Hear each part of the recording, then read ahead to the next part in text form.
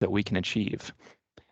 Additionally, we want to identify what makes a habit healthy versus unhealthy. And this kind of becomes more a conversation about self-care and how we can kind of define that and elaborate that to create healthy habits. And then kind of the second half of the presentation, we're really leaning into learning how strategies that we can implement to help us attain our goals, help it feel achievable, and explore resources to assist, if more support is needed moving forward.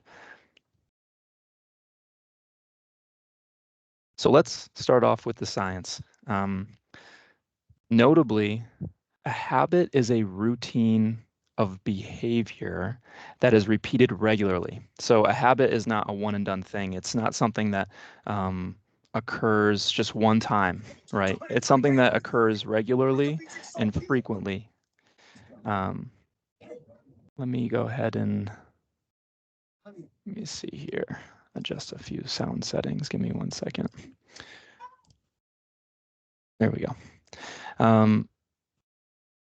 So again, a habit is something that by definition means we're doing that thing regularly. It's repeated. And oftentimes habits tend to occur subconsciously, meaning they're happening without necessarily us choosing them.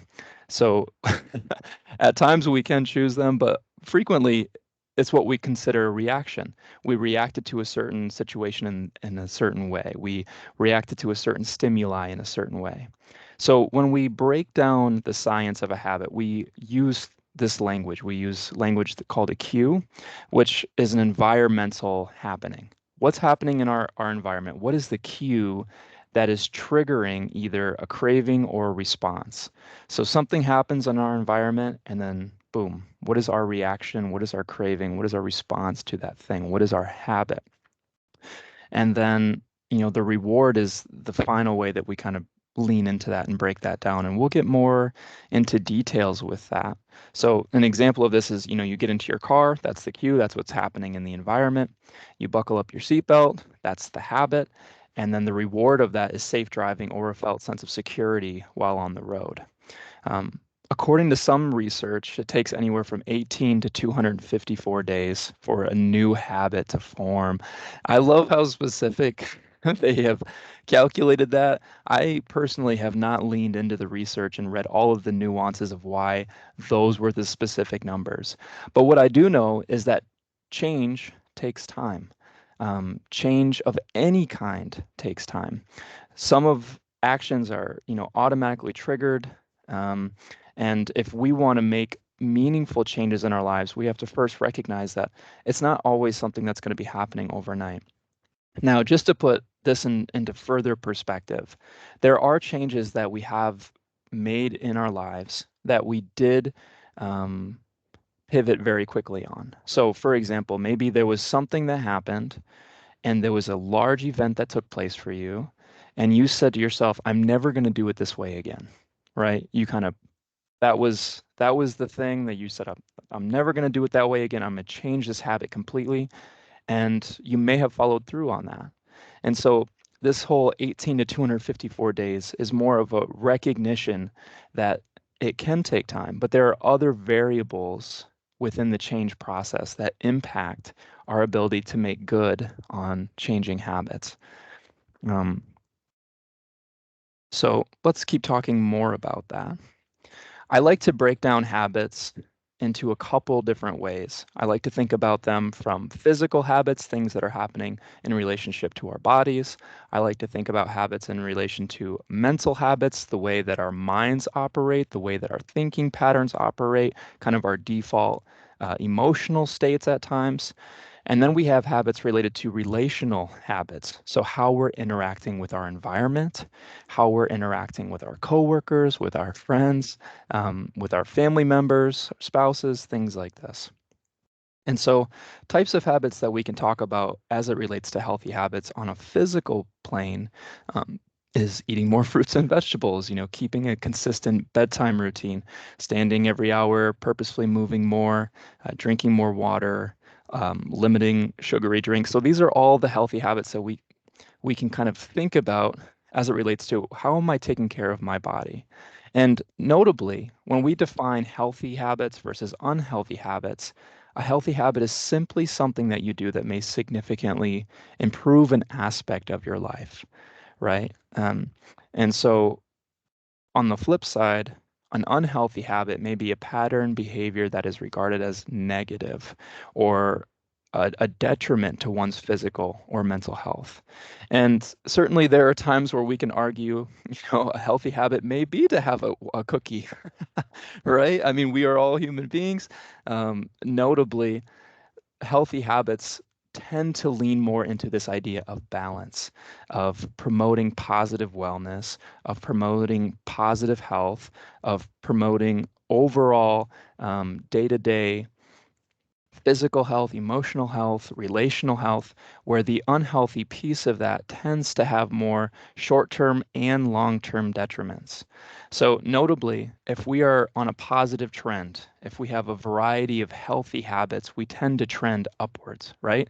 Notably, there's good days, there's bad days, everything in between, because that's life. Life is not a constant. But if we're trending in the right direction, notably, we recognize that we tend to feel good. We tend to feel satisfied with things. We tend to feel happy. Where if we're trending with unhealthy habits, the trend overall seems to be going down, right? We're regularly getting poor sleep. We're regularly feeling physiologically unwell, or eating fast food daily, or having varying bedtimes, or things like this.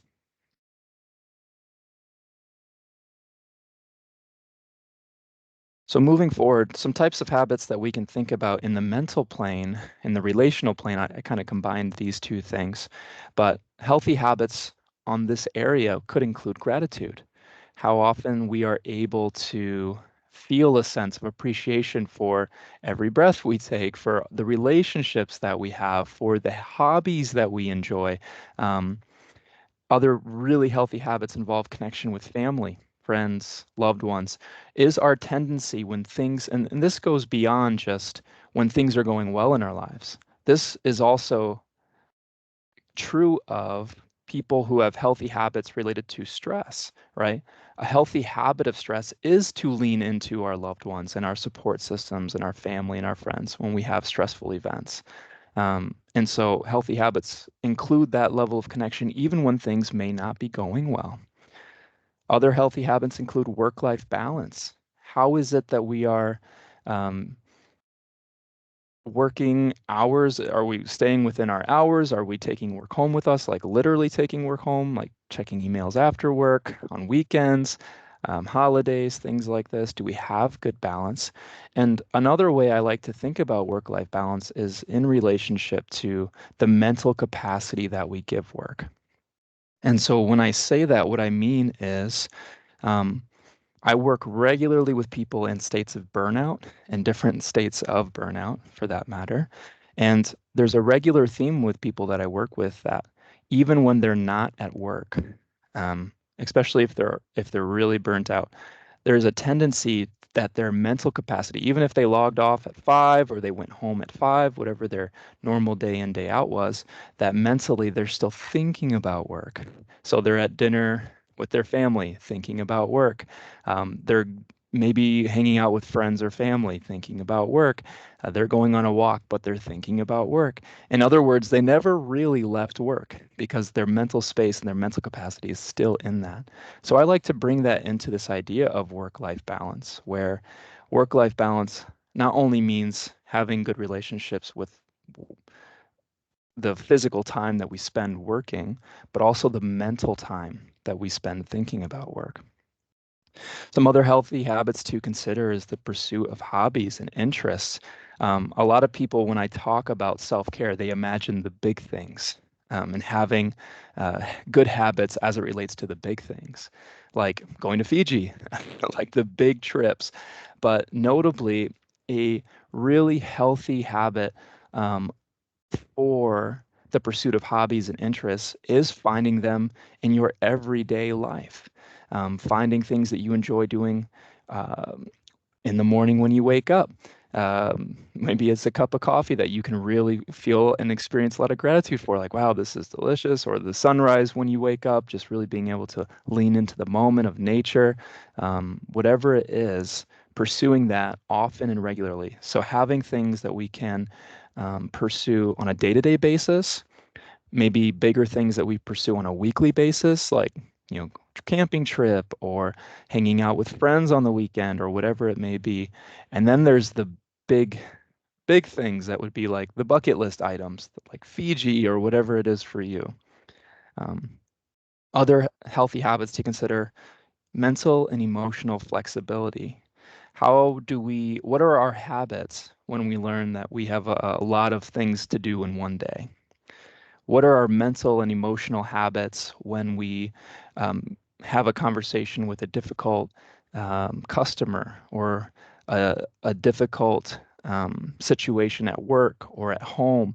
How do we handle mentally and emotionally when our kids are having a tantrum, or um, there's situations happening at home that may be stressful, right? All of these are habit forming things.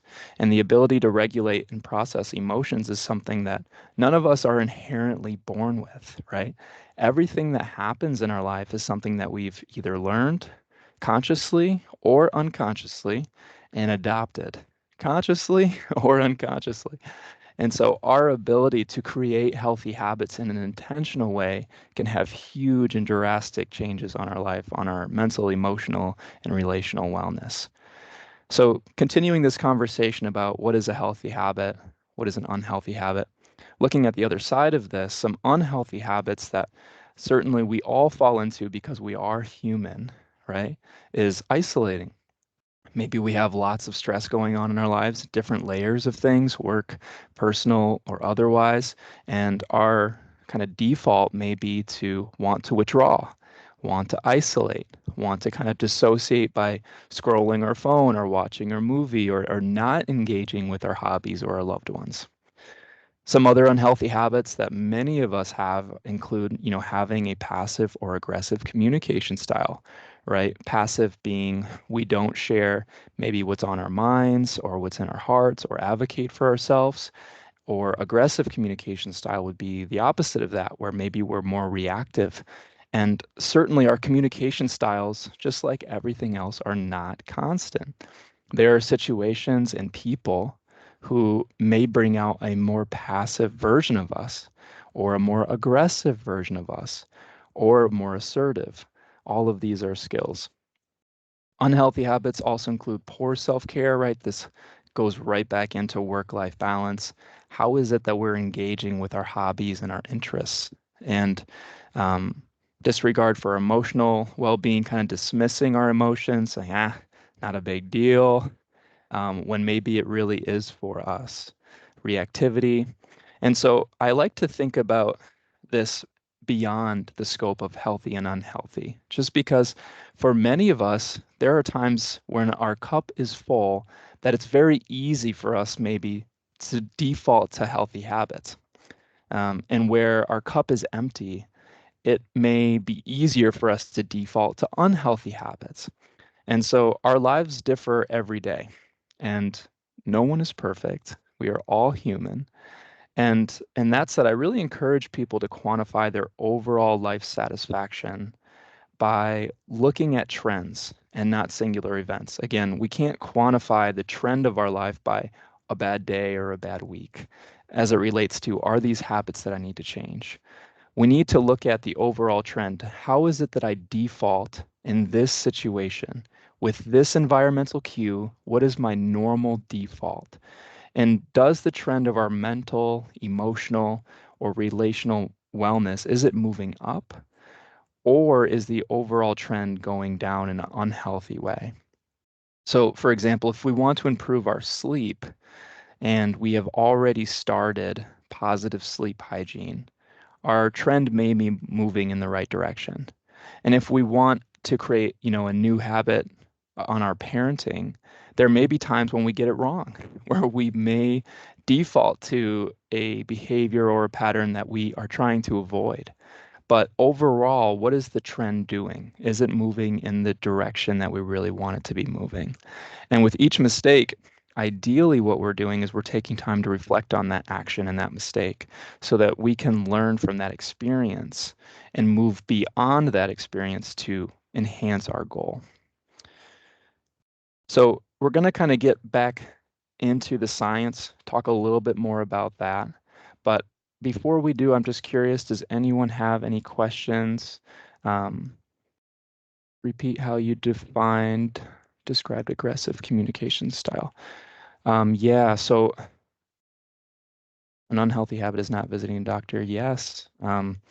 So when I define communication styles, we ultimately break these down typically into three different types of communication styles. We have, passive communication, which typically is where we are not speaking um, our mental, emotional truth. We are maybe quiet when there are things that we could otherwise contribute. There's a lot of different ways that we can be passive. We can be passive with a partner. We can be passive at a work situation. We can be passive with our parenting style. So again, kind of the nuances of how this can play out varies. But passive typically reflects this idea that we're not communicating in ways that enhance the relationship. And vice versa, aggressive would be where we are reactionary, right? So on the flip side, passive is like we're kind of withdrawing communication style. Aggressive is we are reactive. We maybe lash out, maybe we get really frustrated. And again, we all have versions of ourselves where these types of things can come out. And so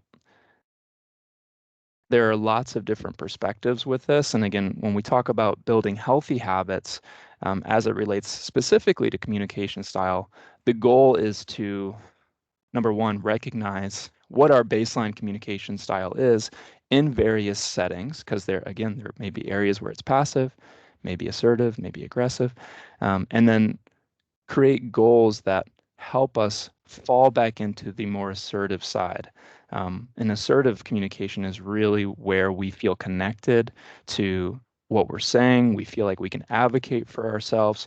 We may get nervous in communications or we may still get anxious, but we're able to communicate our needs, our feelings, um, strategies very effectively without putting somebody else down, without ignoring a certain issue or topic, things like this. Um, Looking at the chat here.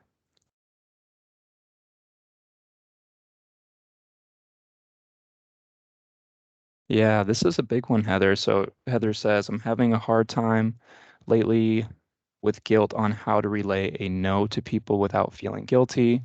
Um, no is a big one that we can create unhealthy habits with, and just kind of reading that first sentence.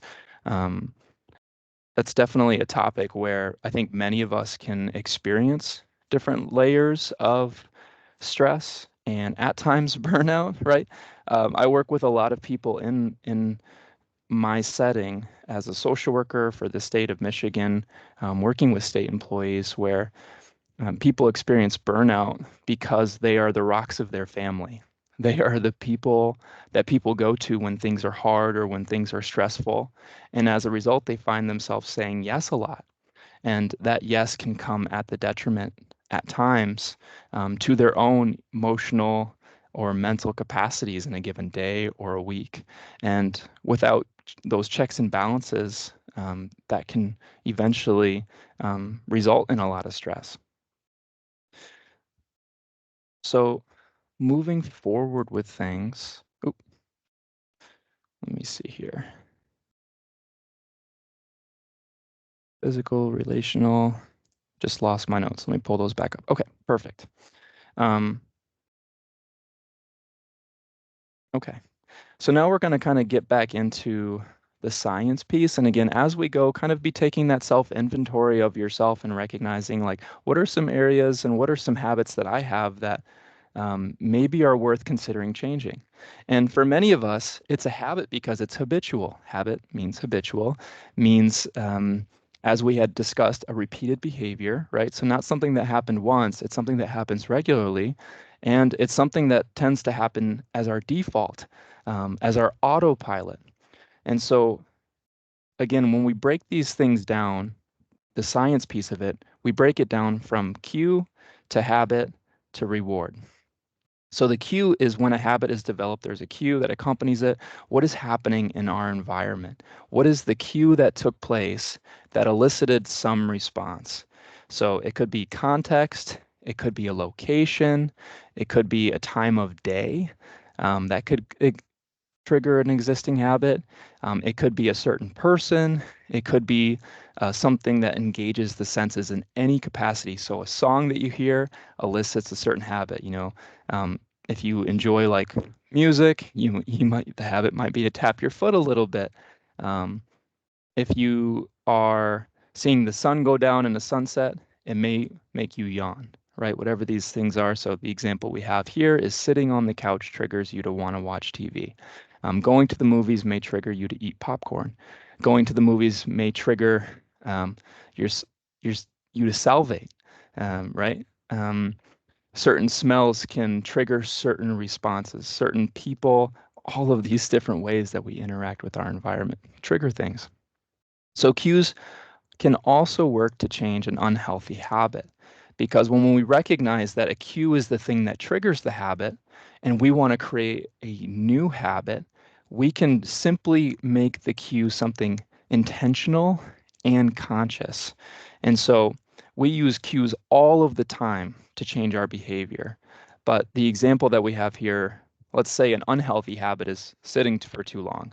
It can impact our tightness in our back. We can start feeling tense and tension. And you have a goal to stand every hour. The cue then could be to set an alarm as a reminder for your new goal. Um, right. So something as simple as just setting that reminder every time you hear that alarm, boom, oh, right, I got to stand up, regardless of what you're doing. Maybe you're on a call with somebody, maybe you're typing up an email, you just hear that alarm and you just immediately stand up. Another idea, unhealthy habit could be no vegetables in diet. And your goal perhaps is to eat more vegetables at dinner time or throughout the day. So the cue is meal prepping or meal planning or portion size plating. It could also be a cue, could be every time you open the fridge, you have your vegetables right in front.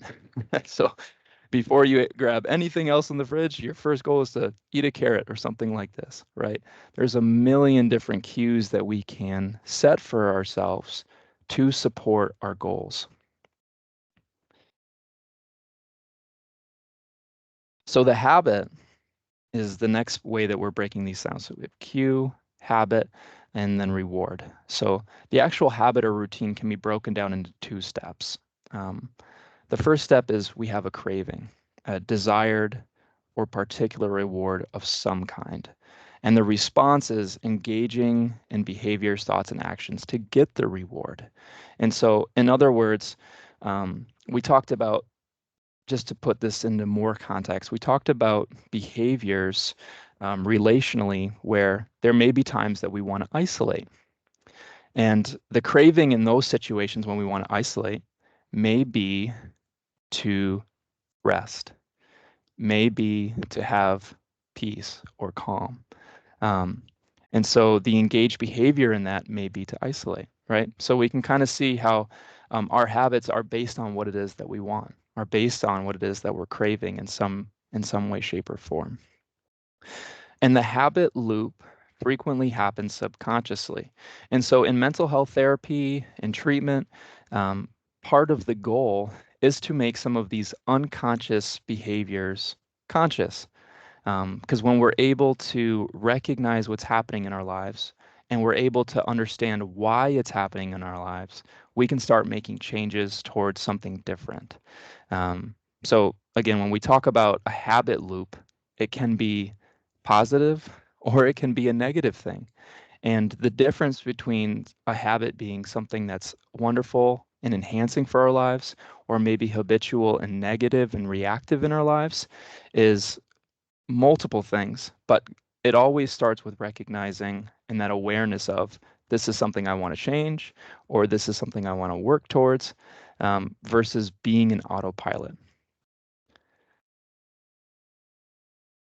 So the reward piece does not necessarily mean an external reward. So our brains have their own pleasure reward system. Like we are hardwired um, to have these feel-good moments, which involves our pleasure reward system. So the brain can release the hormone dopamine, which activates the pleasure, learning, and motivation part of the brain. And so a reward for us can just be that mental capacity of, I did it. I set a goal and I did it, right? Or it could be an external reward. We had a positive relationship. We had a positive interaction. We got to do the thing that we wanted to do. We got to go to Fiji, a sense of completion. All of these things can impact that reward idea. And so the bigger takeaways is kind of understanding, I mean, again, within this presentation, we talk about the science of it, but more importantly is a recognition that if we have habits in our lives that we want to change, or areas in our life that don't feel life enhancing, the biggest piece of this is recognizing that we can change those things.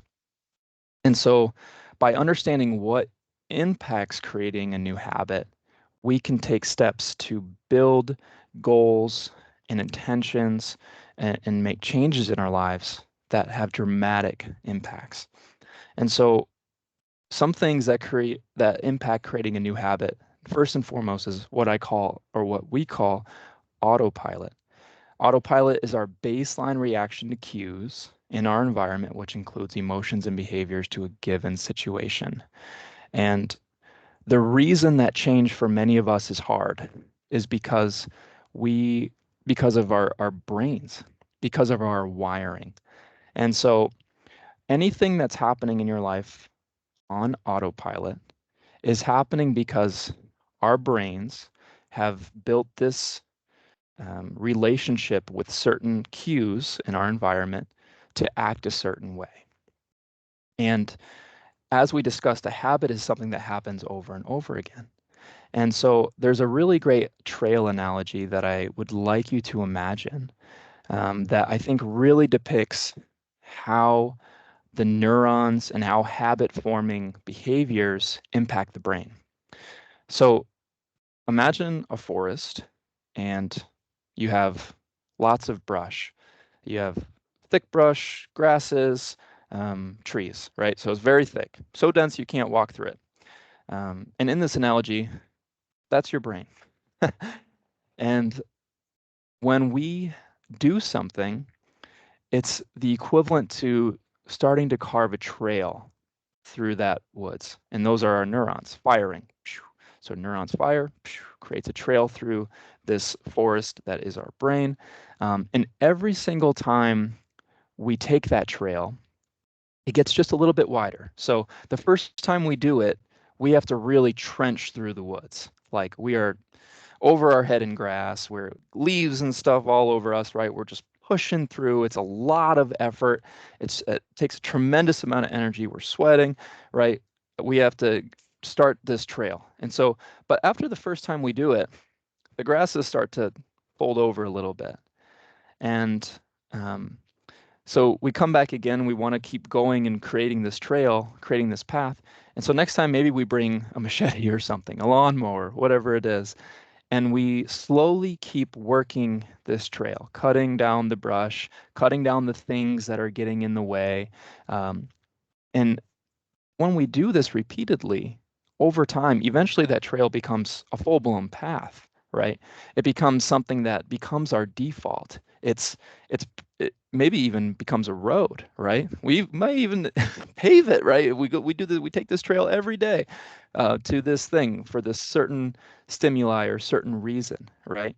And I like this analogy because it recognizes that when we change, it's the equivalent to taking a different trail, right? It kind of feels like mentally, it may feel at times like starting over, right? You have to trudge through the grass again. You have to cut away these different things that are getting in the way or growing in the way of your path.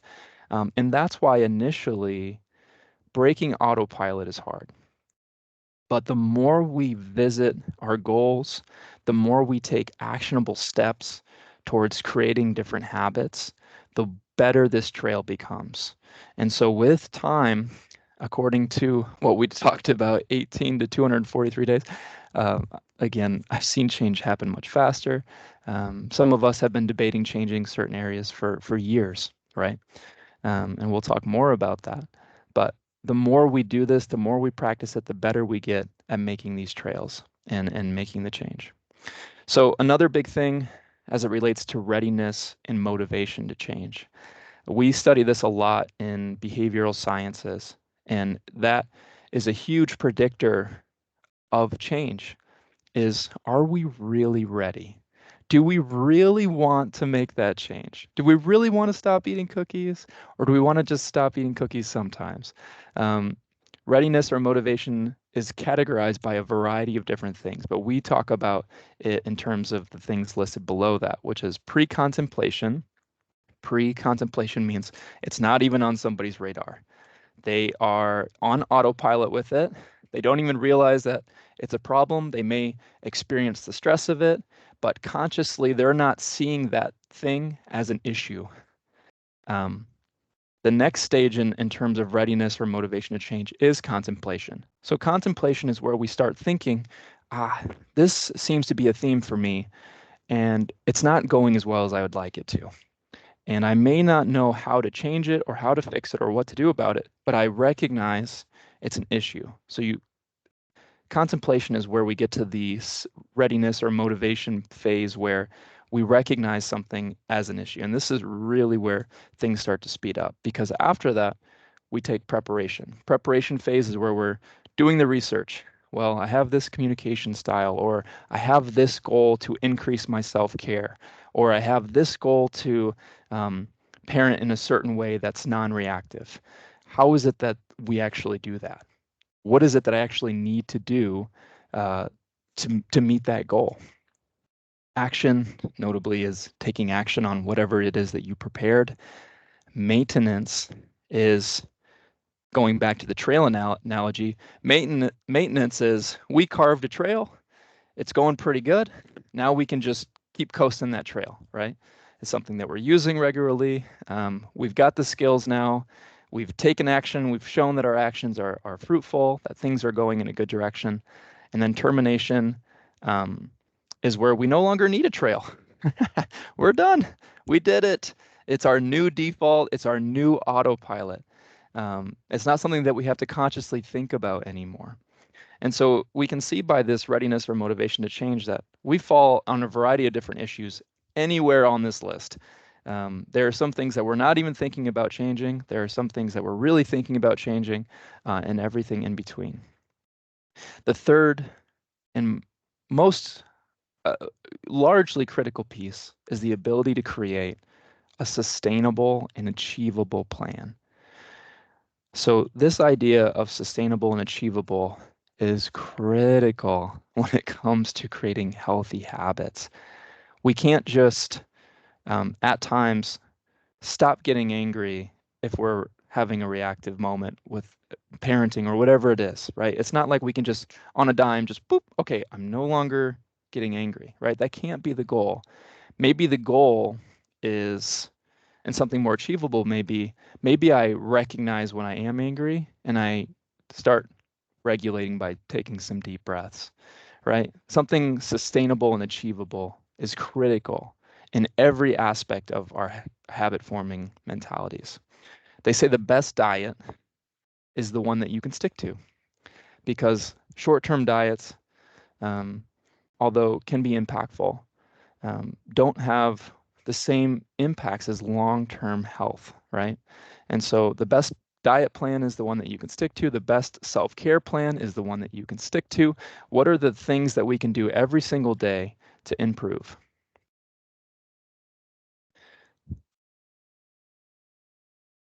And so I'm going to take a quick pause here, see if there are any questions. Um, Looking back at the chat. I have a question. This is Jennifer. Yeah.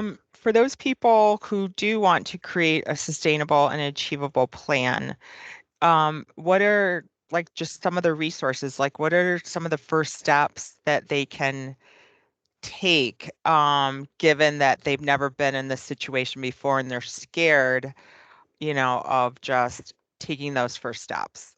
Mm-hmm. Yeah, well, we'll definitely dive more into some of the specifics, and that's really kind of be going to be like the second phase here that we're leaning into, Jennifer. So I'm glad you brought that up because I think that's definitely a great segue. Thank Um, you. yeah, of course. So we'll definitely get to that. Just looking through this chat as well. PowerPoint be available? Yes, for sure. I can make sure that this gets sent out. Um, and change to get the support to help us. Yeah, definitely can get changed to get the support to help us. I mean, sometimes, again, we're not born inherently knowing how to do everything, how to regulate every emotion, how to have every kind of conversation, how to be the best parents, how to have great self-care, how to pursue interests and hobbies, right? None of us inherently are born with all of that. So all of that are skills that we can develop and adopt and create and implement. And part of it, again, the first step of any change is recognizing that number one, this is something I do want to change. Just taking something that's pre-contemplative to contemplative. What could it look like if I got great sleep every day? What could it look like if I was able to regulate my emotions with effortless ease in the moment that I was having stress or anxiety or anger or frustration? What would it look like if my relationship was absolutely fabulous, if I felt deeply connected and excited and all of these different aspects, right? And when we get to that pre-contemplation and start asking some of these questions, that's where we can start coming up with getting the right support, uh, getting the right action plan in place, and so forth. So let me transition back to the notes here. So moving forward, part of the goal is to rewire the brain. Identify the why the habit has occurred in the first place. Recognize this is a habitual habit. This is a habitual pattern for me. I would like to change it. Um, Rewiring the brain is the thing that takes the time.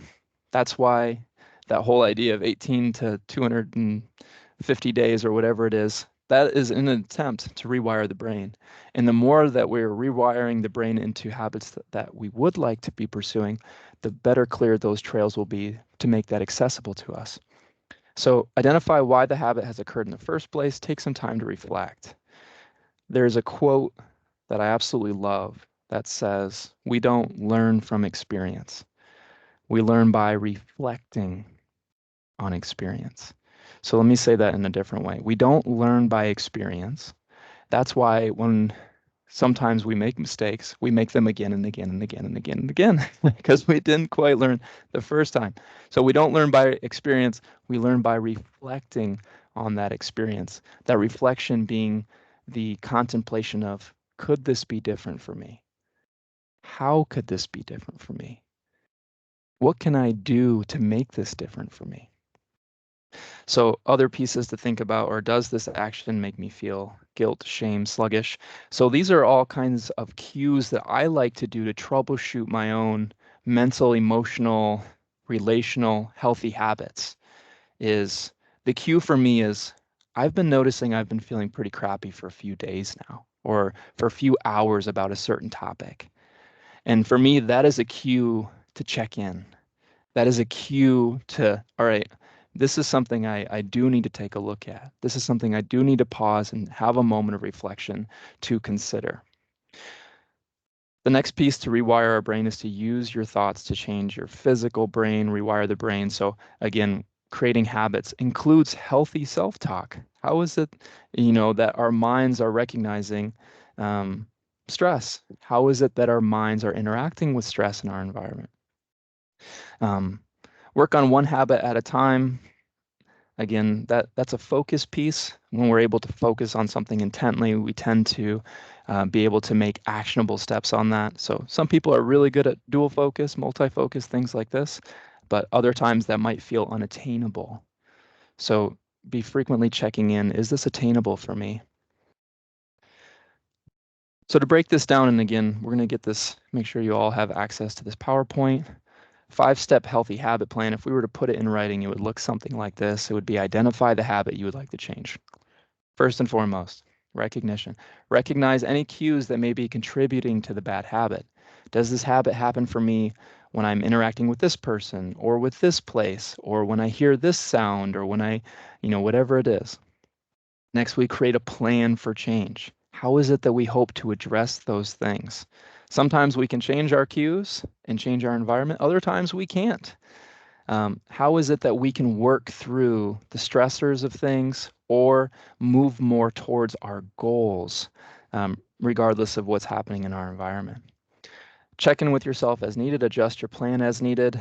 This is really important because oftentimes we'll create a plan and it may not work the first time. And for some of us, that's really frustrating. It's like, gosh, I knew I couldn't do it, right? We kind of use that as a means to stop. But notably, oftentimes, if it's something brand new to us, we don't know how to do it. So creating a plan is a first intentional piece at creating change because we're kind of doing some troubleshooting here. We're trying to figure out what it is that we need to do to make adjustments. And if that plan isn't working and promoting our goal in the ways that we need to readjust that plan in different ways. And then the final piece is focusing on the reward. When you are creating change and the change doesn't feel good, like it's really hard to stick to long term. So when we stick to long-term change, part of it might mean focusing on the reward of, I did my best today. Part of it may be focusing on the reward of, I had a situation where this came up for me and I was able to do and move towards my goal. And I was really excited about that. Or that reaction that I would typically have in this situation or with this person, I noticed it this time where before I never did. So we have to celebrate all of the different layers of success that come with our goals. If it's a dietary thing, you know, I didn't have a perfect week, but I moved my trend in a positive direction, right? All of these different things. So an example of how we could play this out is I sit too much during the day, working from home, not having as much space to move around. That's the cue. So that's the cue. Um, the goal then to create a plan would be to stand up every hour for 30 seconds.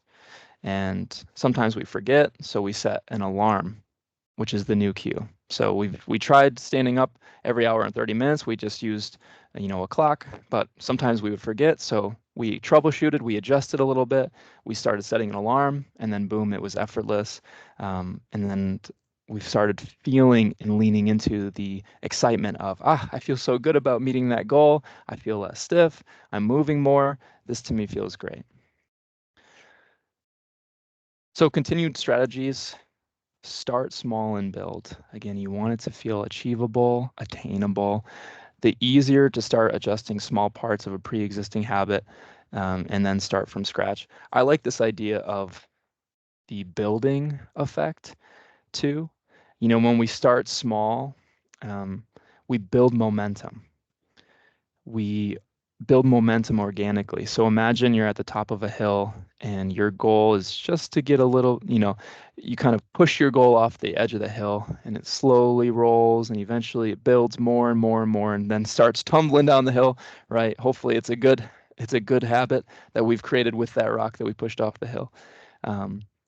But we want it to organically build momentum. And so when we expect change to happen really quickly and it doesn't, um, that can be symbolic of maybe we're going a little too fast. Maybe our goals aren't attainable in the ways that we had hoped they would be. Avoid the all or nothing approach. So keep goals attainable, measurable, realistic. I'm either 100% into this diet or I'm 100% out. I'm either totally doing this or I'm totally doing that. We have to give ourselves flexibility mentally, emotionally to make mistakes, to not always get it right.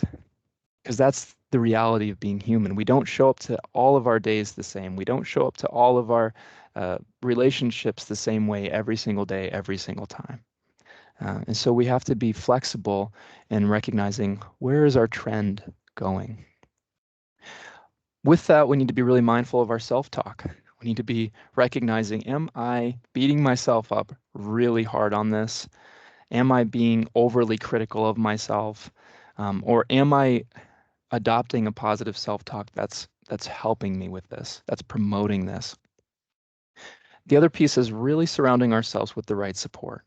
Again, recognizing that we don't know how to do everything all the time in every situation. Thank goodness. We're not the first persons on this planet. We're not the first person to have to navigate many of our life stressors, right? And so when we surround ourselves with the right support, it really helps us get different ideas. It really helps us get the right kind of connection that we need to build our goals in healthy ways. So, for some people, that means having a workout buddy, depending on what their goal is.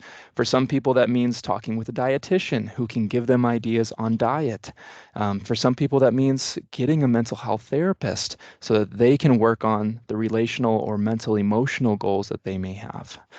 It could also be a good friend. It could, there's a variety of different ways this can play out, but we have to have the right support. So, on this topic, again, I know that it's been mentioned that I'm a social worker with state government. So we provide short-term assessment and referral-based services. People give us a call with work stress, with personal challenges. We talk with them about whatever their goals are, whatever their situations are, work, personal, or otherwise, and try to help explore options. Sometimes those options are through state of Michigan government. Other times those options are in somebody's local community. So we do a lot of legwork to find resources to help people regardless of what they're calling with. Um, so if anyone is interested in utilizing us, our contact will be on the next slide here, but just keep in mind, we're a good place to start if you have goals that feel unattainable and you would like some ideas or resources on how to create healthy habits. We also have a lot of different stuff on our website that you can check out. We have, the stress stop management tool, which has some specific things related to brain training. Um, we have all kinds of stuff on wellness, Wednesday webinars. We have weekly mindfulness breaks, which is something that I co-lead. We have tips of the week. So if, mental emotional health, our website is a great place to start if you have ideas or want to do some more considering what resources are out there. There's lots of stuff online about creating healthy habits, TED Talks, YouTube. Man, YouTube is wonderful. The new thing I'm finding more and more of now is AI, AI generated um, goal charts and things like this, AI generated meal plan ideas. Um, so if you're interested in that, again, it's an interesting time that we're living in right now, to say the least. There's lots of resources, lots of ways that we can get support from online to videos to everything in between. So if anyone is interested in utilizing us now or in the future, if anything comes up and you need us, you want to talk with a trained professional, feel free to give us a call. You can also schedule an appointment via email, um, and we can get connected. So at this stage, that's our references. I appreciate all of you having me. I'm gonna go ahead and put in the chat here a survey. If you would be so kind as to fill that out, if you have a spare moment, it should only take a few minutes. It's an anonymous survey, so we're always just looking for feedback to figure out how we can adjust and tailor sessions to best fit needs. So if you have ideas or if you like today, I'd hope you'd click on that and let us know. But thank you so much for having me, and I appreciate everything. As Thanks, mentioned, Joel. yeah, Jennifer, Did a can I great send job. you this Yep, email? yep, This, pass it oh, along. perfect. Okay, wonderful. So I hope you all have a great rest of your day, and thanks again. Bye, everyone. Thanks for attending.